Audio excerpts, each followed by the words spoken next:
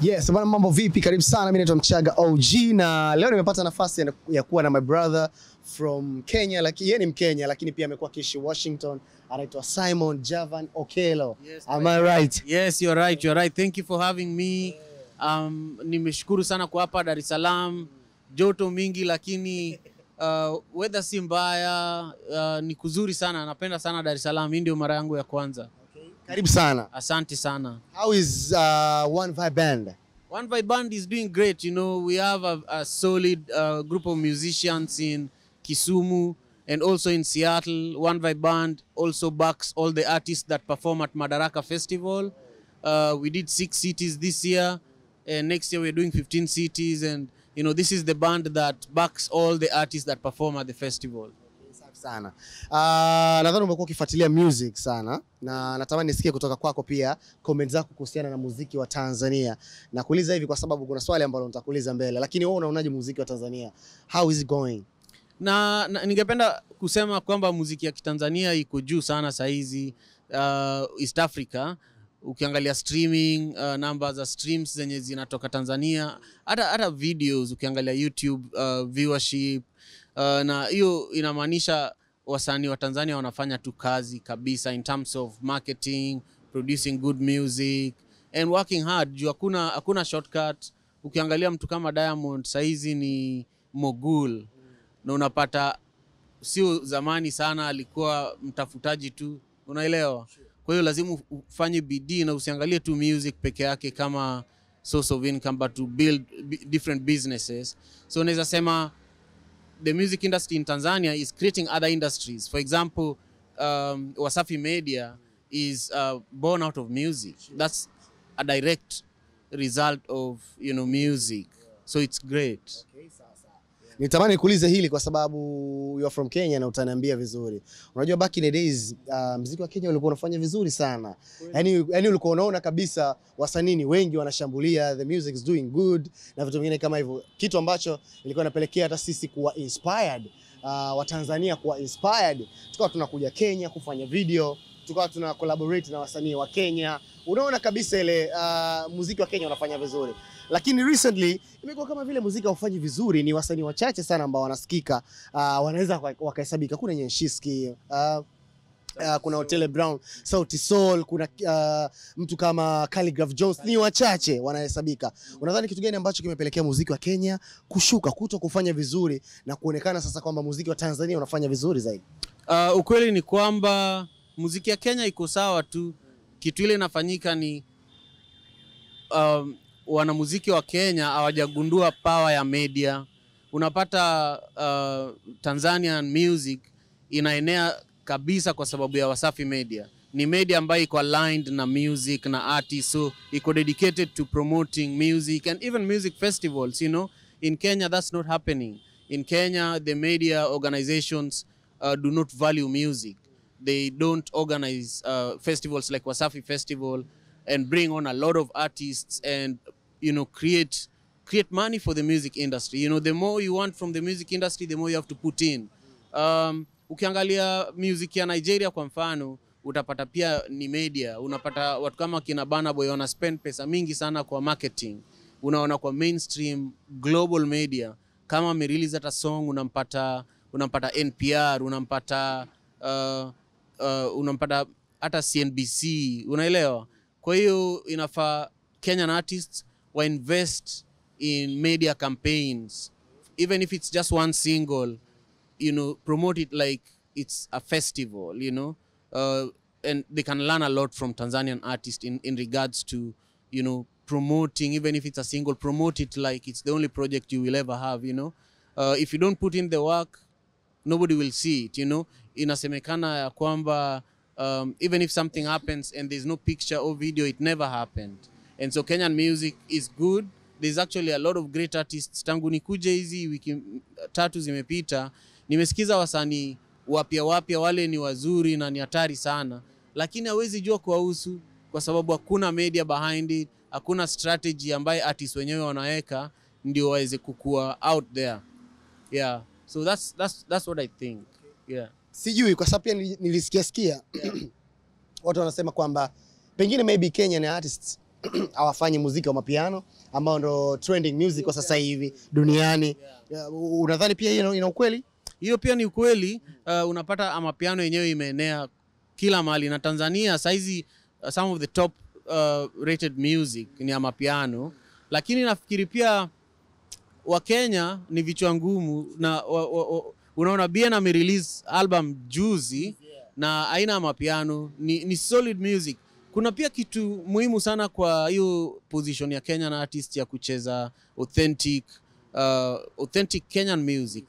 Kwa mfano hii album ya BN ni imetupeleka rumba, ikatupeleka traditional music, ikapatia hip hop kidogo, lakini hakuna mapiano. Kwa hiyo nafikiri pia kama chakula, ukiwa unakula ugali kila siku unachoka. Kwa hiyo inafaa tu wa Tanzania wafanye tu vile wanafanya, wa Kenya wafanye vile wanafanya. Kitu ile haiko ni marketing na media na investment in the craft. Unapata Ghanaian artists kama mtu kama Samini saa zingine anatuma manager wake US ili kubuild relationship. Vile mimi niko Dar es Salaam saizi najenga uhusiano ili tuweze kuexpand network ya Madaraka Festival. Wasanii wa Kenya wafanyi hiyo, invest kwa craft yao beyond being paid for performances ama kurecord ngoma hapa na pale. Kwa hiyo nafikiri ni interesting hiyo observation yako ya mapiano, na niko curious kuona vile inaweza change dynamics. Lakini ni fact. Ni factor lakini si permanent. Kitu permanent ni situation ya marketing. Let's talk about Madaraka Festival. Kwa mtu ambaye hajawahi kusikia chochote kuhusiana na Madaraka Festival, ndio kwa mara ya kwanza nataka kufahamu kuhusiana na Madaraka Festival. What is Madaraka Festival? Ilianza lini? Inajihusisha na nini? Kwanza kabisa kuna Watanzania wengi sana wale ambao wako diaspora USA wenye wamesupport Madaraka kabisa. Wengine wamevolunteer, wengine wamesponsor, wengine wamekuja tu kuhudhuria. Madaraka Festival ilianza 2014 na tangu hiyo wakati Tanzanian diaspora imesupport. Kwa hivyo ningependa niseme asante. Ya pili, Madaraka Festival ndio the biggest East African festival outside of East Africa. It's started in 2014 at the Museum of Pop Culture in Seattle. The first headliner was Macklemore and Ryan Lewis. He's a Grammy Award-winning American rapper. So since then, this is the 9th year. We used to hold Madaraka Festival once a year, but this year we held it in 6 different cities across the US. It was headlined by Sauti Soul. And now it's really the biggest African festival that has been going on every single year for the last 10 years. So next year is our 10-year anniversary. That's why I am here. Ndio niweze kuconnect na watu kama wewe, Wasafi. Na pia unapata nchi kama Kenya saizi, diaspora remittances, ile pesa inatoka diaspora ndio mingi zaidi kushinda hata pesa inatoka tourism, pesa inatoka hata kwa agriculture. So unapata saizi East African countries inafaa engage na diaspora. Unapata kuna youth wengi wa Kenya, wa Tanzania, wengine wanajiingiza huko kwa shida kwa sababu hawana connection na home. So goal ya Madaraka Festival pia ni kufanya music development huko home. Tunafanya festival huko USA na part of pesa ile tunapata inakuja nafanya music development hapa East Africa. Kwa hivyo tulianza Kisumu na hiyo mambo ya music development. Tumeserve over 5,000 youths. Hapa Moshi pia kuna program ya music, tuna partner na wao, tunawaletea instruments. Kule Kampala pia kuna music program tuna support. Kwa hiyo goal yetu ni ku grow East African music through Madaraka Festival. Kitu ina lack kwa East African music ni a reliable touring circuit in America. Most money made from music and entertainment is made in America. So we want East African artists to have a piece of that. That's why over the last 10 years we've been building Madaraka Festival so that Kenyan artists, Ugandan, Tanzanian artists can be a part of something of their own, something we control. And so this year Madaraka Festival was headlined by Sauti Soul.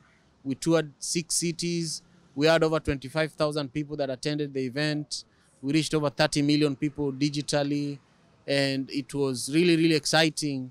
And I felt that the next phase of it requires me to be in Tanzania to build relationships, so that our goal is in the next 3 years we want Madaraka Festival to be an official FIFA festival. where after every game at the World Cup, which is coming to the US in 2026, we want people to attend Madaraka Festival. We want people to see Diamond and Sauti Soul and all these big East African artists during the World Cup in the US. But, you know, this has been around for 10 years. Over the next 10 years, we want to see it as an East African festival in America. We want to use Madaraka to bring more tourists to Tanzania and Kenya and Uganda, you know. We want to bring more investors through this festival because there are people, you know, bringing 25,000 people in America is not easy. And even if it's just, you know, out of the 25, maybe 500 come to Tanzania, that's new money for the economy, you know? Yeah, so that's our intention. And also our intention is to bring more Tanzanians and Kenyans who love their music to come and see the US, but through their own festival. Imagine you watching, you know, Diamond in Dallas today. The next day you watch him in New York. The next day you go to Washington, D.C., you know, for like 15 different cities. For me, that's important because it will take Diamond's music to the highest level possible. We will be able to, we are filming a documentary during the whole tour, you know. So after the tour, we release the documentary as well. So I feel that it's important work and it's important for you and the Wasafi community and, you know, and the Tanzanian community, but especially Tanzanian banks and brands that want to connect with the diaspora, that want to do business with the Tanzanian community in the diaspora, then Madaraka Festival is a platform for them.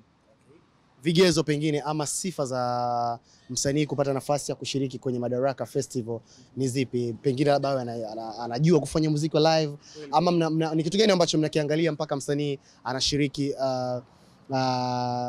Madaraka Festival? Kweli kabisa. Ya kwanza ni lazima ukuwe msanii ambaye ni performer mzuri, na lazima tufanye research kukuhusu, tujue umeperform wapi recently, watu wangapi wameattend hiyo festival ama event ambayo uliperform, na umekuwa ukileta the same number of people for how long.